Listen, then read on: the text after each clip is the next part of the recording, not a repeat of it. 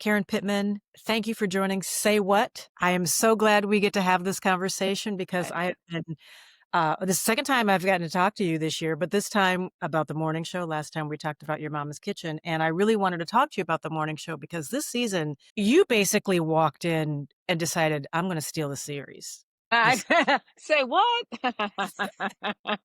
I mean, for real, it's like you just, okay, this is mine. And it's been really wonderful to see. And so I have lots of questions. We got questions from a few other people because we put a call out. But what were the notes that you were given this season? And what did you decide to bring to the show this season? I distinctly remember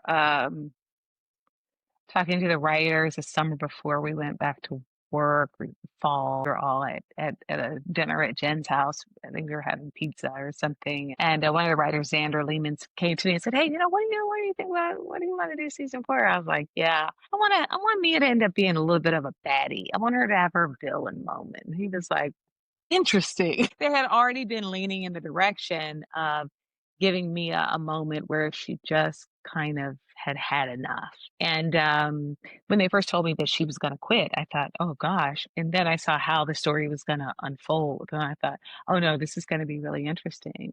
I sort of took for granted, Michelle, these 3 seasons of us sort of seeing this woman, this character, sort of kind of biting back her words and really, being a company woman, keeping the morning show together through, the Me Too crisis and the pandemic and the merger. And I forgot that people had invested in her in this way of always, sort of taking it on the chin. So that when she said, "No, I'm not going to do this anymore," I was really pleasantly surprised at the audience reaction to her saying, "No, I'm out." And she just didn't say, I mean, it reminded me of Stella, got her groove back and threw a match over her shoulder. When she That walked was out of the house. I mean, that was the That vibe was I waiting to got. exhale. That was Or waiting waiting to to exhale, exhale. yes, yeah, That was Angela Bassett in another, extraordinary role, and she just right over the shoulder. and the And whole car blew up. boom! But, it really did feel like you came to burn the place down this season, and it happened to land at a moment where all these things are aligning and colliding. So this is a season, 3 seasons that have looked at network television at a moment where legacy media is going through some stuff. I mean, it has been for all 3 seasons, but now we're really seeing it, going to a head. Democracy is not a given. Yeah. Media's role in, as the fourth estate holding up democracy is not a given. As a woman of color, as a Black woman, to basically speak your truth to power at a moment where Black women are being erased from the American narrative and the workplace. 100%. 300,000 Black women walked out the door, and probably many more at that point. And I always think about the people who are still on the job, who, Yeah. because of the change in frame, are on the job but are being overlooked. Yep. Maybe being called upon in the same way, maybe don't have the same runway. So your character this was written, I assume, 2-3 years ago. Yeah, it was. So of the moment right now. Yeah, yeah. It was interesting because, Mia Jordan at the end of season 2, as we were stepping into COVID, she was one of those people that decided, hey, I'm going to stick around and keep this seat at the table because if I leave, this is going to grow over all of this Mhm. work that we've done here. So I'm going to stick around. And she, 2 seasons later is the woman who decides, no, I'm going to leave. I'm going to choose myself this time. And I think that is so many um, Black women who've gotten to a certain point in our society right now. Like we've kind of had it up to here, Um, but it's been interesting to sort of see this character knock up against the glass ceiling and decide, you know what, I'm gonna take out the wall so there's no ceiling at all. Guess what? Nobody's gonna be standing after I leave here. And I'm very interested in in the story of how they continue what Mia does as she navigates the rest of the seasons on the morning show. But yeah, it's been really interesting. And we filmed a lot of this right as the country was deciding on their 45th president. Are we at the 40? Are Yeah, we we're at 7.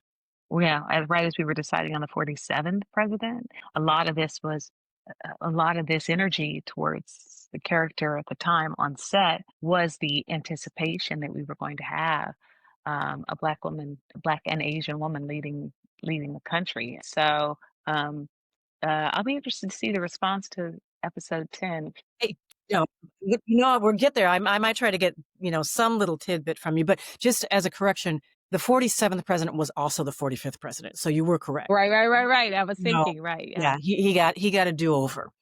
Uh, Yes, but I was thinking about the election for him to become right, right. before against Madam Vice President. Um, as you know, I worked in network news, so this show is sometimes triggering for me. I worked at ABC You're News. not the only person to tell me that. Gail King says this to me. Tamron Hall said this to me the other day. This is fascinating. I can't wait to tell Charlotte. Some of us text each other like, "A girl, did you see the last one? Oh man, did you see that?" Because it really does. I mean, there's so much that I see that I experienced. I mean, in the little things and the characters. And so I 2 questions. 1, do you know if this is based on particular people? And did you do research? This is a question that Kevin Merida, I don't know if you know Kevin, he lives in Los Angeles, former executive editor of the Los Angeles Times, so your paths may have crossed, but he sent in the question and wanted to know who you spoke to do research to do this. So 2-part questions. Are the characters based on real people? To the extent that you can say that, or composites of people, did they actually look at people in the industry? And did you do any research to try to learn a little bit more about the inner Well, work? I know the show's based, the source material for the show is Brian Stelter's book. Right? So I think that some of the energy, the attention to detail of what it looks like for a television morning news show, and the personalities, the kind of gladiator space that it looks like, people elbowing their way up to the top. I think that that is part of his source material that he provided. And I think individually, I think as actors, we've done our own research. Um, and sort of modeled these characters after certain personalities, certainly in front of the camera. I think I've heard Jen say she was inspired by Diane Sawyer and Robin Roberts, which makes sense to me. Robin Roberts has a kind of a Teflon, kind of thing that happens with her. Things just kind of bounce off of her. But for me, I need not look much further than my friend group. I have a lot of colleagues that are women of color, um, Korean American, Latino American, African American who really have to represent model minorities in the corporate America workforce and are constantly telling me stories of how they're overlooked, where their work is undermined, they're underpaid, and I certainly have my own experience. But as far as morning television, I watch a lot of CNN. I watch a lot of CBS This Mornings. I pay attention to what Abby Phillips is doing and Gail King and all of they would be weirded out about how much I pay attention to what they're doing. They'd be Show. they're gonna be glad to hear this. They will be very but it's But hard it's to see behind the scenes, and there are fewer of them. Women yeah, who are behind the scenes working in a very high executive level. Sadly, there aren't enough of them in network I also think television. that there's a kind of a personality of it. Journalists and those who work to help produce our television news are a very specific kind of person. They have this hunger, this thirst for telling these stories and the integrity of the truth, the opportunity to give raw information to people about what's happening in the world. They must do it. Like they're principled in that they have to give this information to the world. And so, um, you know, it's like anybody. It's a similar experience to watching a minister or watching a teacher or you know I think they have this very specific idea of who they need to be in the world and they're committed to it. I'm gonna admit something that, I'm gonna share this story even though it didn't age particularly well, but I Okay. had a director when I was working in network news who, had a phrase that he would use to describe women in particular who had dedicated their life to the network, and he called them news nuns. And when we heard it, a number of us were like, "Ooh, that stings, but he explained what he meant is that there are people who were so dedicated to their work that they didn't have life in their lifestyle, Yeah, that that's Mia. this is all they did. They didn't take vacations. They were the first to raise their hand. If you had a vacation and you needed to be shipped off to, new pope, okay, you're off to Italy.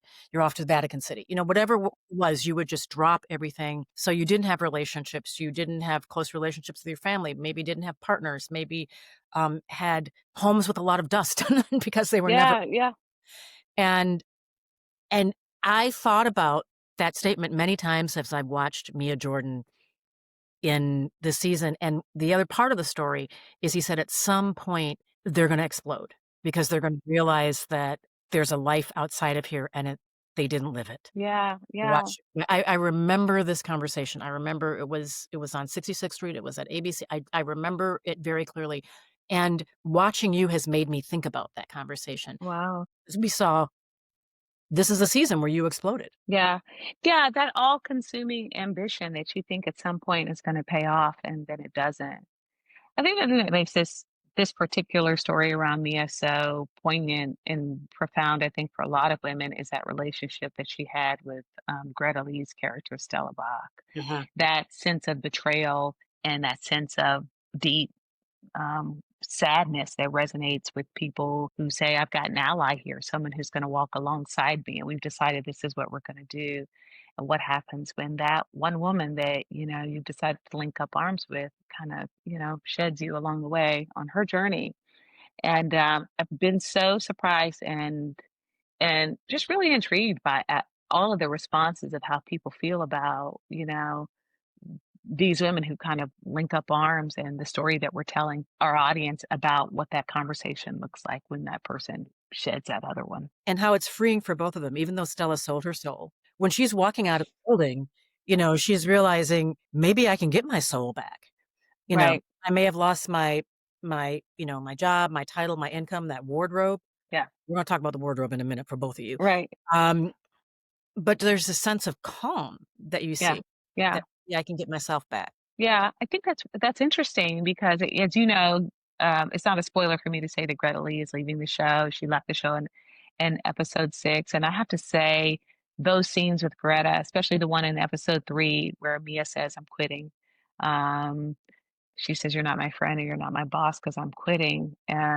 Very emotional scene for Greta and I to do that. We had invested, I think, a lot in our personal relationship as actors over time. Greta came to the show during the pandemic with her kids, and I was there here in LA with my kids and kind of very quietly bonded coming onto the show season 2 and being the only other woman of color. The challenges of being in working on a show like that during a time of true social unrest in America in 2020 and 2021. And we just sort of bonded in a way, and for of course season 4 to come along and for her to decide I've got to go out and pursue other spaces in my career, and for us to go our separate ways as actors, but also the characters go their separate way. It was so emotional. Like we cried through all of the takes. There were really only 2 or 3 takes that we I was gonna say, did. I hope you didn't have too many because that No, it was set exhausting. and do that again could not have been easy. Because to even talk about it, Michelle, is like painful. I mean, we had invested so much in this Korean American woman and this African American woman changing the culture at that company. They were going to do it together. And then to see that they could not, that it was a failure for both of them, I felt. And also in a weird way, very moving to both me and Greta that we couldn't we couldn't finish telling that story. It was you know, interesting. And also self-inflicted wounds. I mean, Yes. Stella, what are you doing, girl? Relationship, what are you doing? Because, you look at him and you just know that he's not running off with you. Will turn out good. That's not gonna turn out good. Gotta be careful of those cute. He gonna wipe your heart off with the bottom of his shoe. Certainly is. So sorry, but that yeah. What is that song from Yes. Is this the part you take my heart and wipe your shoes off, remember that No. old jam? That's what that thought about that as soon as you saw it, Yeah. you knew. Yes, you knew, honey. Aaron Pierre, such a cutie, very sweet too. Yeah, he's, Yeah, it's good to see him on the come up. He lights up the screen in whatever he's doing now. he certainly does, and he's very, very kind, Really, really great. extraordinary actor. Very lucky to have. How much were you able to shape the arc of this character? And it seems that there were moments as I watched them, I wasn't sure if they were in the script or whether you were just bringing something of yourself to this. And there's specific moments, like when you and Nicole Bahari are in the car and you have your sort of mea culpa with her. That just was really good writing, but I was also wondering if you both brought something to that. The scene in the hallway where you think you're going to get the job and you're doing That dance, you're tapping the your shoulders and you're doing your thing, and then the brother walks around the corner and you straighten your and I was that in the script? That when you remind us that your villain era is just getting started, or I swing, don't know what the yes, exact it's in line is. full swing. Is in full swing. Yes, my villain era is in full swing. How much of that was? Where do we see improvisation? It, again, the writers on the show are extraordinary. Is that we don't have to improvise much because they spark your imagination in so many ways where you don't have to make up words. They're just so great. But I think because I had spent really 2 seasons, the first 2 seasons really grounding myself in the audience and who this character was. Um, when Charlotte joined the production and became the showrunner and started to create all these really interesting plot twists for the character because everyone really felt like they understood who the characters were. When the plot started twisting, they were really interested in how these characters would handle it. And so, um, I really, trust the full imagination of our showrunner. She has an ingenuity that I think is so unique for how the show works, and she's brought in everything that she has and all the great tools to make it work. But I also think that this is what happens when you have an inclusive story. When you bring lots of different actors from lots of different backgrounds to work together. I think this is what the best of what inclusivity and diversity has to offer American television. It really speaks to our audience exactly where they are. It's that thing that Malcolm Gladwell talks about, the tipping point. There are an extraordinary number of actors of color who have joined the show, but for whatever reason, this season, these actors have brought in this new, joie de vivre, for lack of a better way to say it. So a lot of these moments that you see that feel so grounded is just a reflection of us being vulnerable and open with each other as actors and allowing those moments to come to the surface. We have great directors, and Stacey Passon and Millicent Shelton was the director for that moment that you saw that black woman joy going down the hallway when we were dancing. And um, but again, I think this is just what happens when the world is allowed to be truly inclusive, truly represent what it looks like to be a woman of color with your best friend. Um, wanting to create your own 60 minutes together. What that would look like and what that joy looks like too. There's inclusivity also on different levels. I mean, the you have a big ensemble cast because you really show that network television is a team sport. I mean, you see a small number of people who are at the desk delivering the news, but it really is this huge ensemble behind them that are in the control room, that are on the floor, that are writers and runners. And uh, in one of the recent episodes, they're at a party and they start doing karaoke. And I thought when the black bald man gets up and had the I sing at church voice.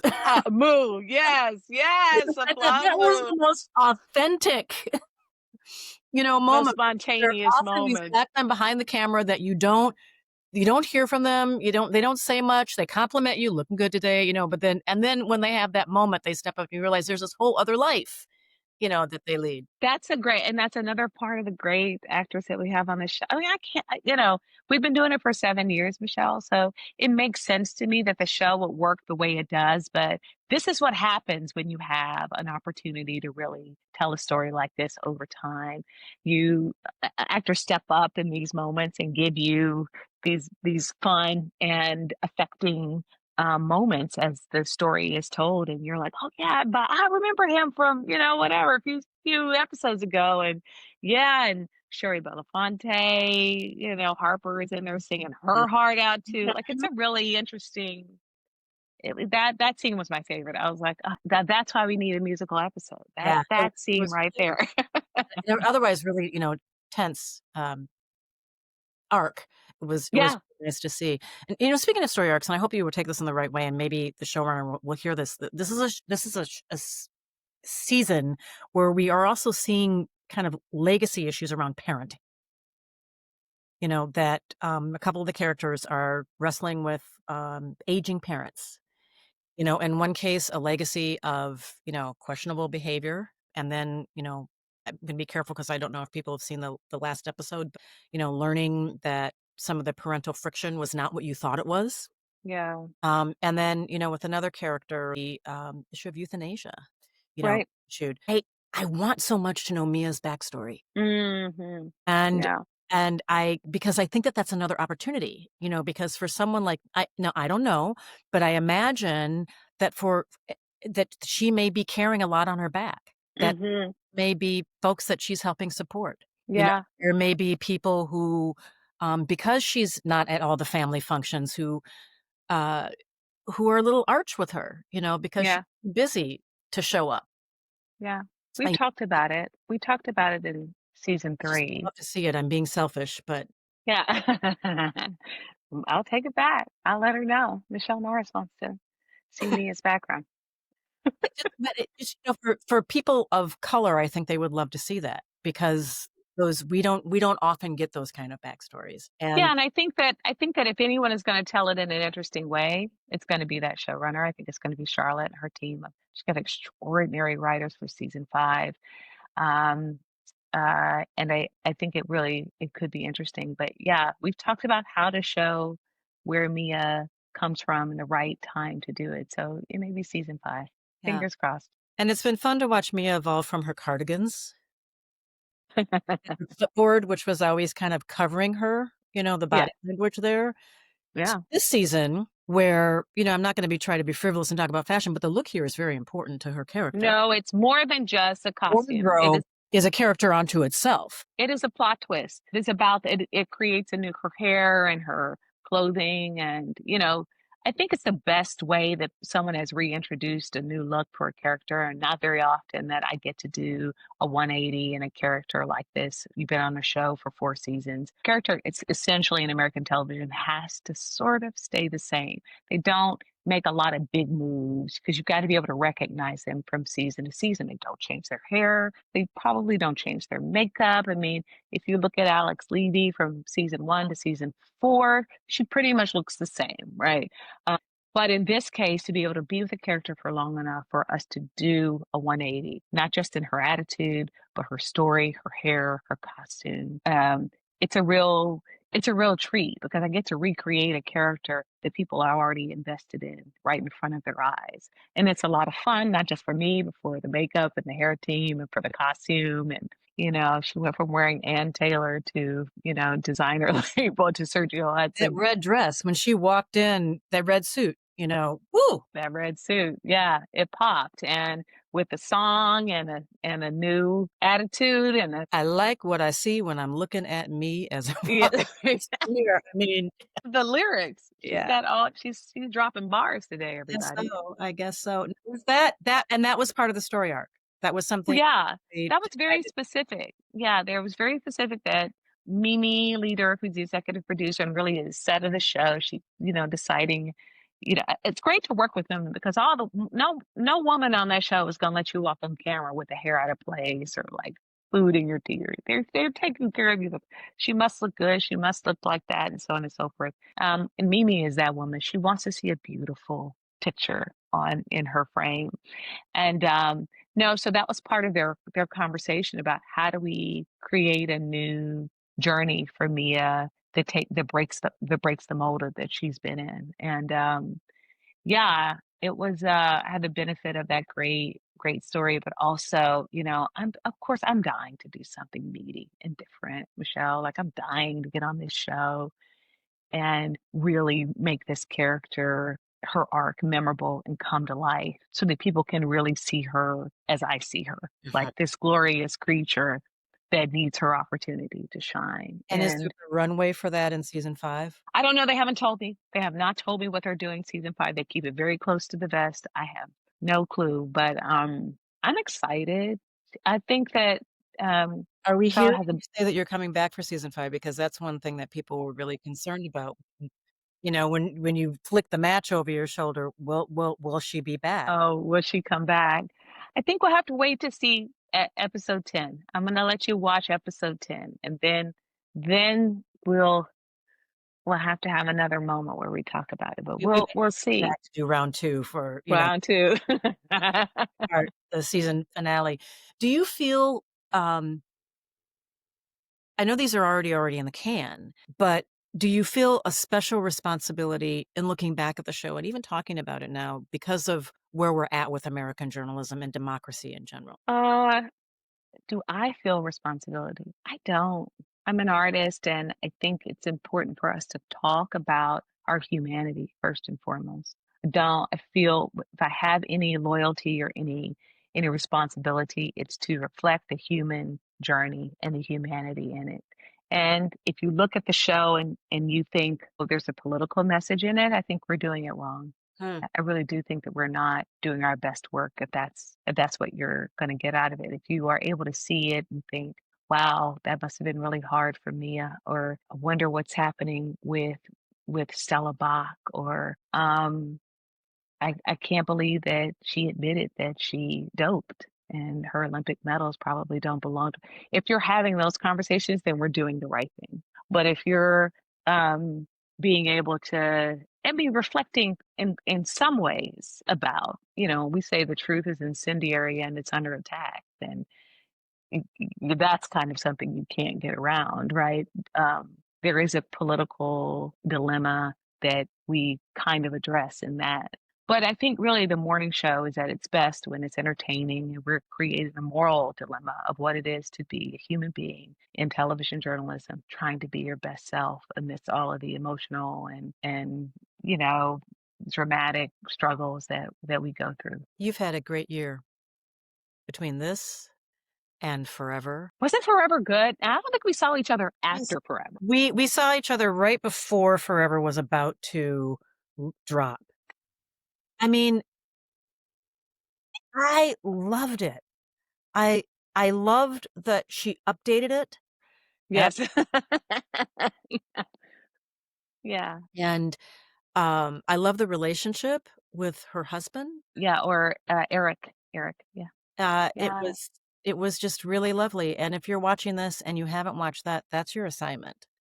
But yeah, you gotta watch No, Forever. you've gotta burn through it and watch it all the way to the end, and maybe go back and rewatch it because I actually watched it twice, and I saw things the second time that I didn't see the first The time. first time through? Like what? Yeah, I saw their relationship differently, Uh-huh. and in the second half, there were things that I saw on Christmas Day that I kind of missed when the cues between their relationship, not the kids' relationship.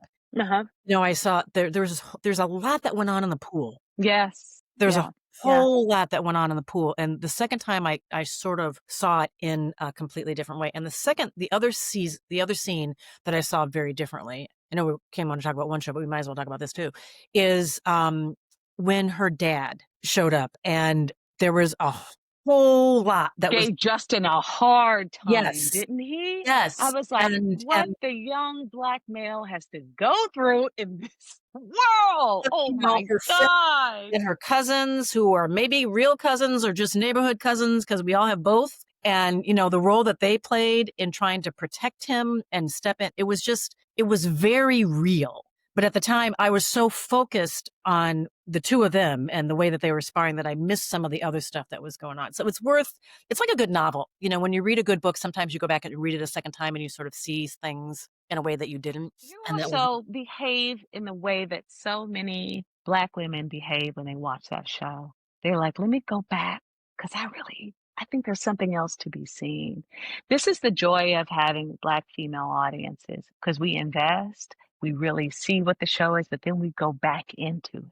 And I think obviously you and I both love Mara Roth Akil. We think she's extraordinary. Extraordinary. Um, but this is also the attitude and personality of the women that come to her stories, and why it's so important to um, give stories and create stories that bring these women into the conversation, because we are loyal. We overperform when we see a story that we like. We go back and watch it again. Mhm. We binge the whole thing up until 1, 2 o'clock in the morning. Um, yeah, I mean, I think she's done an extraordinary job. And I did this past year have a chance to do that character and then do Mia Jordan, two very different women. And what a gift it was. It to put all of my life force energy in these 2 women who I think were at extraordinary moments of their lives, and to chronicle that for not just Black women, but for all women who were going through what Dawn Edwards was going through and watching her son grow up and leave the nest, and what, Mia Jordan was going through in, deciding that she was gonna choose herself for the first time in her life. I think that they're drawn so fully and so completely, and as we've talked about, in such a beautiful, layered, nuanced way, that you could see that they're living their full lives. And even if Mia wasn't living her full life before season 4, she is now. And how great, how exciting. I'm always thrilled to hear what people think in their imagination is up next for Mia, because I think that's part of the lure of really good storytelling, is that you're like, yeah, Exactly. what's next? Yeah, Yeah, yeah, when you imagine what happens outside of the 4 corners of the frame, right. what came before and what came after. Well, I'm really looking forward to what comes after. We really might have to come back and deconstruct I the can't wait. episode. Before I let you go, I wanna say one thing. I saw you on Tamron, and I appreciate everything you're doing to fight hunger right now. It is, um, it is more important than ever with so many people losing SNAP benefits, even when the government gets back on track. There still are so many people who are out of work, who are in need, and, you do a lot. All 6 burners are always going for you, but you still take time to do that work, and it's righteous, and it's much appreciated, and thank you very much. No, it's my pleasure. I think that there's not enough, we're not having enough conversations about the human element of what's happening. Um, don't think of it as a political dilemma. I think of it as a moral dilemma. Um, we know in our community, but it's also statistically true that um, those benefits are supporting African American, Black, and Brown families disproportionately. We need those, but I also don't think that we understand how these benefits support all Americans, not just Black and Brown families, and that we all need SNAP benefits. There there shouldn't be any human being who goes without a good meal, Not in this country. nutrition. Not in this country. There is enough Um, for everybody, and we there truly is, and we don't talk enough about why there are free student lunches, and we don't talk enough about why people who are working still need to have supplemental nutrition aid, and still need to go to the food pantry and bring their cart over to the church and get more food for their. We don't talk about those seniors who are not being able to go out and get food because they haven't don't have their SNAP benefits, and are they supposed to go out and work now? yeah, and they It's between medicine or food. medicine or food. Yeah, yeah. And so, yeah, I have gotten some direct messages about, you know, I'm a welfare mom and all that kind of crap. And, but if me talking about my story helps some young or, mature African American woman or woman of any color decide I'm gonna go get some help too, because if she could do it, I could do it, then it's absolutely worth it to me. And And shame it's on important. anybody who sent you a DM like that. I mean, Yeah, shame on them. you know, really find something else to do with your fingers. Yeah, I mean, just do something else. you have time to look me up on my Instagram and come find find me? you and, like, do that, so no, no, no, no, no. That's that when people do that, karma's sticky, that's It just is. Oh my gosh. Karma is sticky. I always love talking to you, and I look forward to doing it Thank you, Michelle. my This very is thank fun. you. I hope Thanksgiving is bountiful in all the best ways, Thank you. Same to you. and, love to you and your family. Love to you. We'll see you soon, hopefully. So, much love. Thank you. Thank you.